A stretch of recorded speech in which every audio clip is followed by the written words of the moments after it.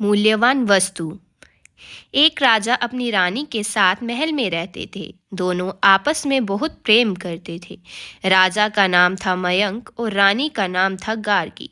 अचानक राजा मयंक को ना जाने क्या हुआ, उनका रानी गार्गी से मन भर गया।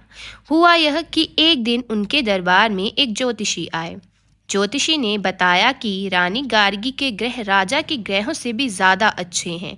उन्होंने यह भी कहा कि हो सकता है कि कुछ वर्षों के बाद शासन रानी संभालने लगे। राजा को यह बात बिल्कुल भी अच्छी नहीं लगी। उसी दिन से वे रानी से ईर्ष्या करने लगे। एक दिन तो उन्हें इतना गुस्सा आ गया कि उन्होंने रानी को तुरंत महल छोड़कर जाने को कहा।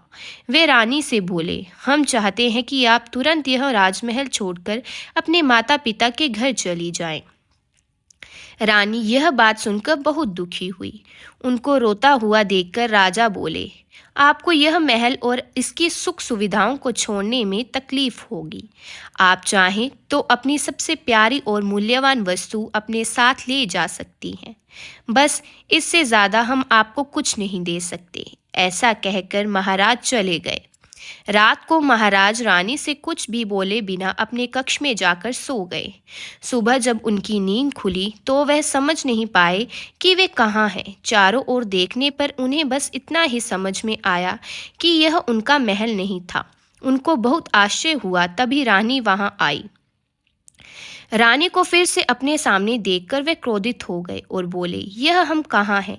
हम यहाँ कैसे आए और आप यहाँ क्या कर रही हैं? रानी ने मुस्कुराकर उत्तर दिया, महाराज, यह मेरे माता पिता का घर है। आपके आदेश के अनुसार ही मैं यहाँ आई हूँ। आप ही ने कहा था ना महाराज कि अपनी सबसे प्यारी और मूल्यवान वस्तु को मैं अपने साथ यहाँ ला सकती हूँ। मैंने वही किया। मेरी सबसे प्यारी और मूल्यवान वस्तु आप ही तो हैं। इसलिए रात को जब आप सो रहे थे तब सैनिकों की मदद से मैं आपको यहाँ ले आई, आपके पलंग के साथ, जिससे कि आपकी नींद ना टूटे। राजा ने जब यह बात सुनी तो भावुक हो उठे। उन्हें अपनी गलती का एहसास हुआ। उन्होंने रानी से माफ़ी मांगी।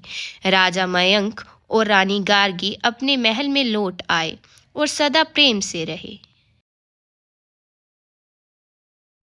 दोस्तों, अगर आपको ये कहानी अच्छी लगी हो तो ऐसी ही और कहानियाँ सुनने के लिए मेरे YouTube चैनल को सब्सक्राइब करना मत भूलिएगा। तो मिलते हैं कल एक और नई कहानी के साथ। तब तक के लिए हर हर महादेव।